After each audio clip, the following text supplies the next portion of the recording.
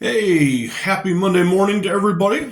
I hope all of you had an awesome weekend. It is the start of a new work week. We're going to go out there and make things happen. So, today, I wanted to talk about five interesting or cool facts about myself. And then, after I'm done talking about that, I am going to respond to the two comments I got yesterday. So please stay tuned. So let's start with um, the five cool facts about me. Starting at number five, I once steered a 19,000-ton naval vessel. I suppose the actual right word is helmed. Now, when I was in the Navy, obviously there are many jobs on a particular ship, such as navigation, obviously steering, and everything else from operating the boilers and everything else. So that wasn't a regular job helming a ship. It actually kind of rotated among the watch personnel. And they once assigned me to do it, and it was just like you would imagine. Of course, my ship was kind of old when I was in the Navy, and it was one of those huge steering wheels, kind of like you see in one of those old style cartoons, with the you're spinning the wheel with the handles on it. And I tell you what, normally you would do that for a 4-hour watch shift. In my case, I was so bad at steering the ship because even the slightest movement, it didn't take much, would get you off course. And I had never done it before. It was my first time ever. And I think after about 20 minutes, they finally decided to take me off because I was botching up the whole operation. So that is my experience with steering a 19,000-ton naval vessel. Okay, interesting fact number four. I have permanent residency in Paraguay. This happened, trying to think. So I started the process in 2013. And this was while I was still living in China, of all things. So, getting a residency in Paraguay takes legally, it is a 2-trip minimum. So, the first time, that was in 2013. Or I started in 2013. My first trip there was in 2014. And I completed that paperwork. And then I went back and maybe I got this wrong. Okay, I'm sorry. So yeah, I did start it in 2013. My second trip was in 2014. I did make a third trip there in 2015, but that wasn't necessary. It wasn't required as part of the residency process. But in any case, I did end up getting permanent residency. I have the little cedula card and the ID and all that stuff.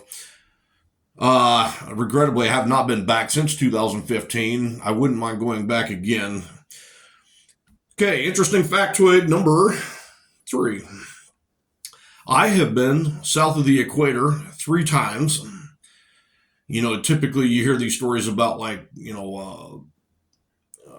even just going one time, it seems like cause for celebration. Like, I've been south of the equator. But the reason I was south of the equator 3 times was obviously to go to Paraguay. So that was my story on that. But so I have done it 3 times. Interesting fact number 2. I lived in China for 4 years. That was from 2011 through 2015. I was a kindergarten English teacher at a kindergarten named Children's Tales in Beijing. As part of that, obviously my time there, in fact, my first weekend in China, I went to a lion preserve, or tiger preserve. I apologize again. I went to a tiger preserve and I actually got to hold a baby tiger in my arms. That was a huge experience. I've been to Beijing. I visited Shanghai. Wuhan and Nanchang, which are kind of south central of the part of the country.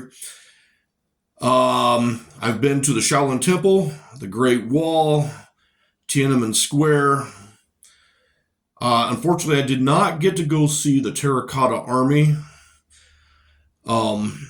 Anyway, I do want to go back to visit eventually. Right now, plane tickets are kind of pricey, though, so I don't know when that's going to happen. And finally, the most interesting factoid, and probably the one I'm most proud of, is I circumnavigated the entire planet in 21 years. So, rather than trying to figure out what years I took what route, let me start with a more easier one. So, in 2011, I flew from Des Moines to Los Angeles and Los Angeles to Beijing. That was when I moved to China.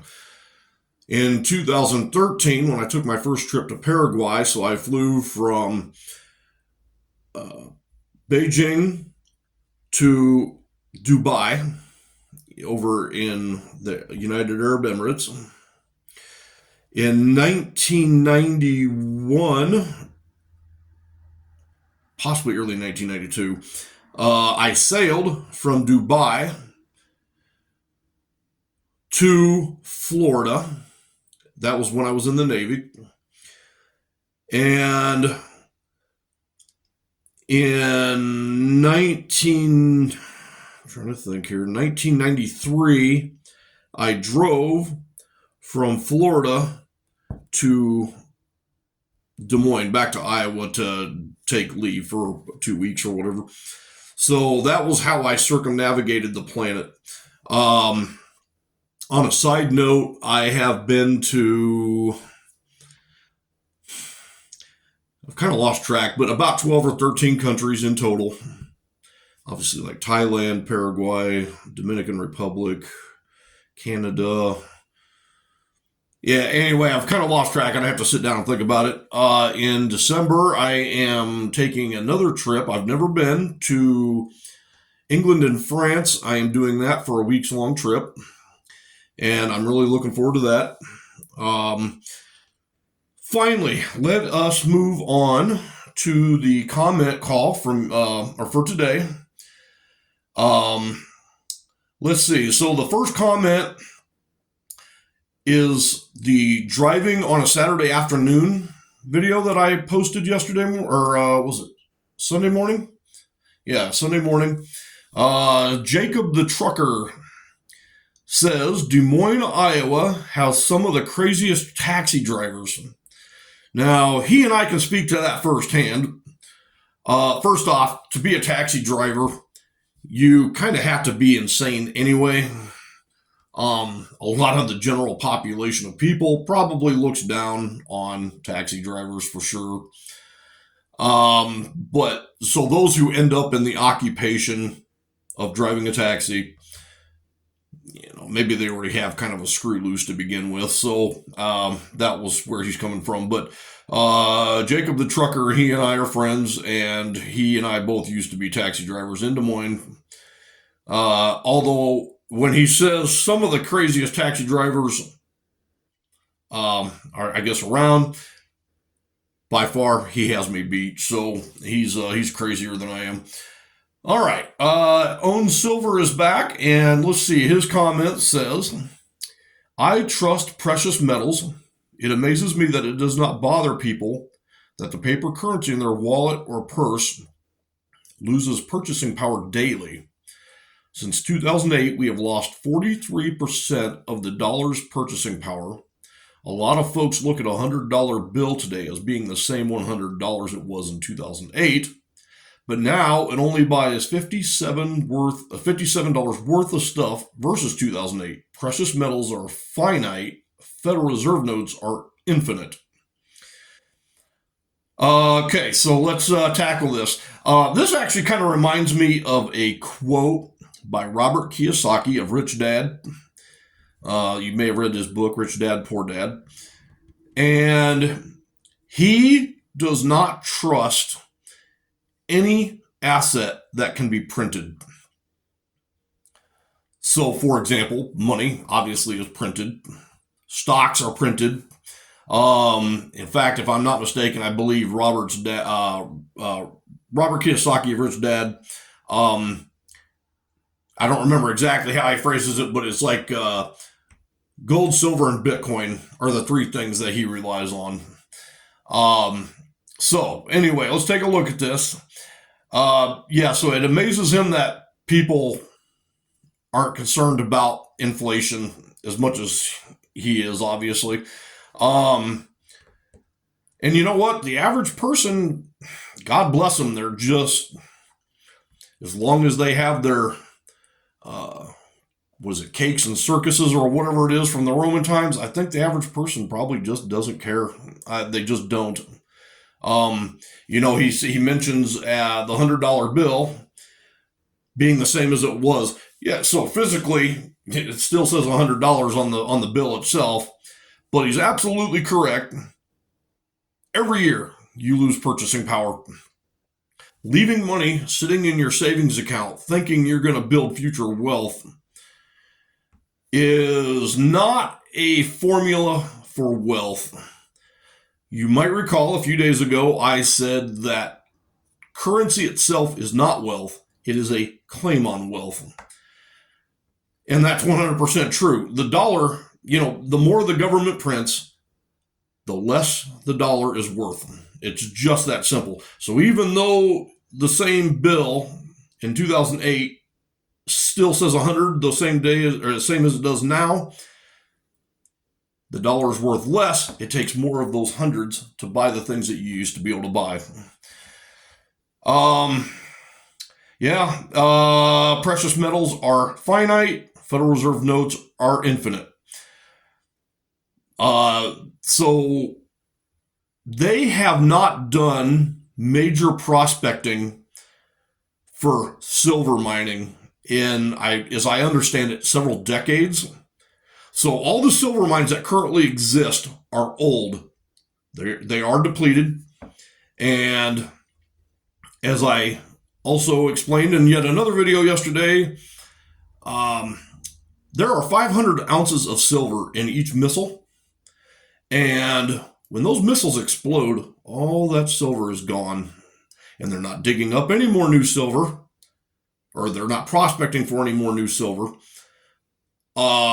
So silver is limited. It is becoming more valuable by the day. You can get in for not much money. And, you can buy junk silver, which are pre-1965 U.S. coins.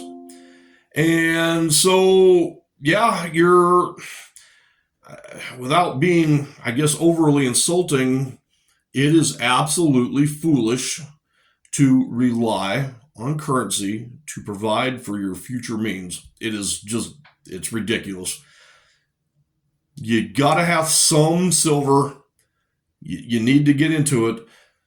But more importantly, you need to buy real hard assets with the currency that you have. Whether that's real estate, starting a business, buying precious metals, silver and gold. Don't just let it sit in your bank account. You're depriving yourself, your family, and your happiness. And it's a shame. You need to live up to the life that you're given, not live down to the lowest common denominator. So I want to thank Own Silver for that comment, and also Jacob the Trucker for his hilarious take, being crazy taxi drivers. Today, I got some things I need to work on, obviously.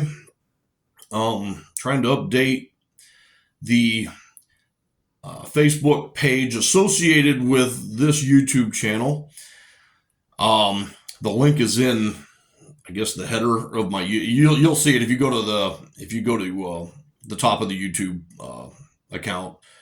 You should see a Facebook link there, and that links to the Facebook page for this. But a lot of it is going to be the same content as this. So, long story short, I hope you guys have an awesome week. I will see you tomorrow.